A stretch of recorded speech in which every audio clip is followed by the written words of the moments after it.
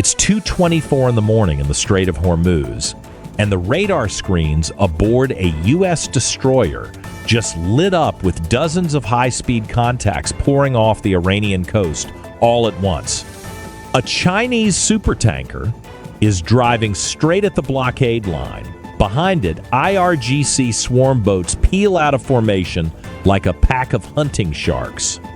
Within the next 90 minutes, this narrow waterway will come within one bad decision of a full shooting war.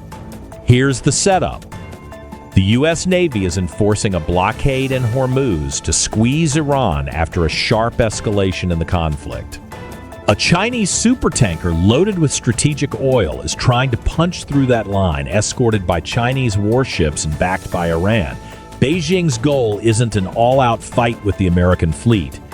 It just wants enough pressure and chaos to let one tanker slip free. Out in the Arabian Sea, a U.S. carrier strike group sits in complete radio silence. And on Iranian radar, weak contacts keep flickering in and out along the edge of the battle space. Nobody can classify them yet. China parks a Type 52D destroyer east of the strait, leaning on the Americans with long-range radar and missile presence, forcing the U.S. blockade formation to spread wider. Then at 2:30, the IRGC opens the floodgates. Patrol boats, recon drones, and kamikaze drones launch from multiple points along the coast, stress testing the entire American coastal sensor network.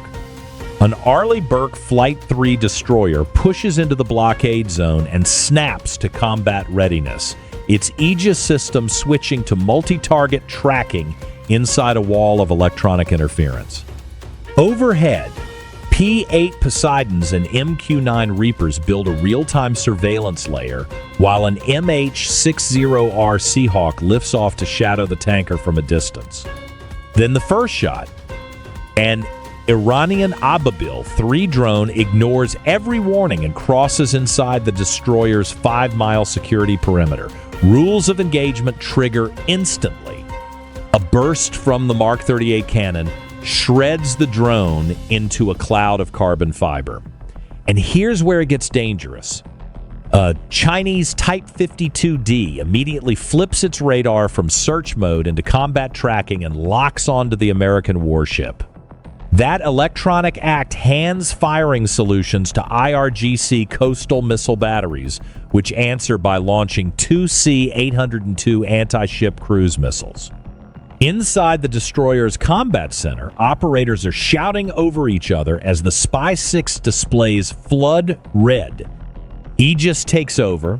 The Burke fires 2 SM-6 interceptors from its Mark 41 launcher, and the sky cracks with light as both incoming missiles are destroyed at altitude. ESSM missiles stay on standby for leakers. The Phalanx close-in gun spins up, scanning for anything that gets through. Super Hornets from the carrier group arrive, but they don't fire right away. Instead, they run violent low passes over the water, hammering shockwaves across the swarm boats and dumping flares to spoof Iranian shoulder-launched missiles.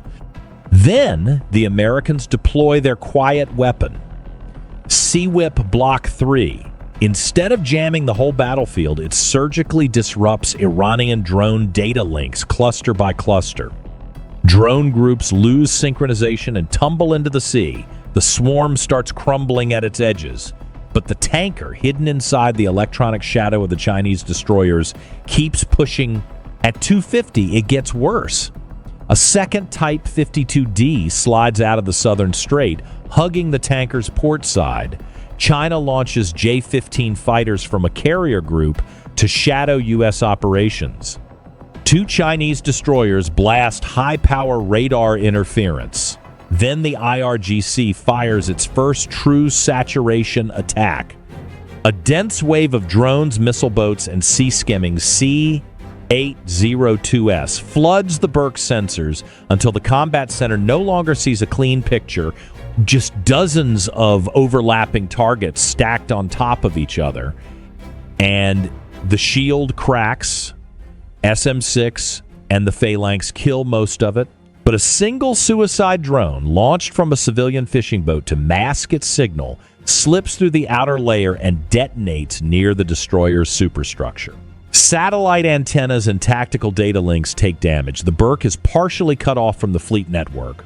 Exploiting that exact moment, the Chinese tanker shuts down its tracking transponder and accelerates through the gap. The blockade is minutes from total collapse.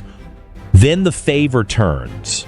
Above the chaos, an MQ-9 Reaper holding outside Iranian air defense range uses its multispectral targeting system to cut through smoke and jamming and locks the thermal signature of the tanker as it runs for the gap. It relays that data to an E-2D Hawkeye 100 miles out. The Hawkeye, acting as airborne battle manager, bypasses the jammed satellite links, switches to anti-jam link 16 channels, and rebuilds the entire tactical picture. The fleet's digital brain comes back online. The saturation attack starts to unravel. And those mysterious signals from the Arabian Sea, they finally reveal themselves. F-35C Lightning II stealth fighters from the carrier group enter the fight. They never announce themselves. Their radars run in low probability of intercept mode, leaving Iranian and Chinese operators staring at ghost flickers that vanish before a lock can form.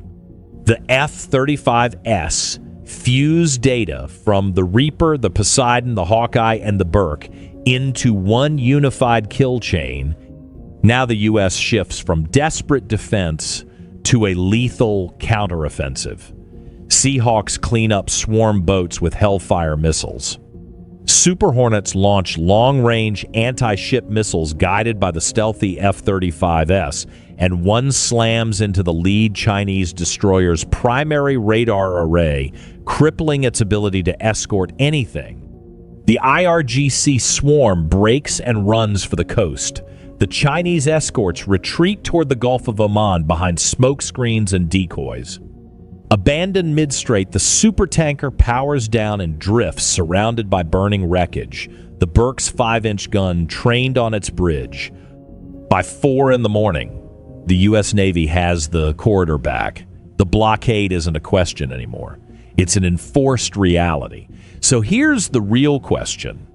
The danger was never whether America could strike back. It was how far it was willing to go before the whole region caught fire.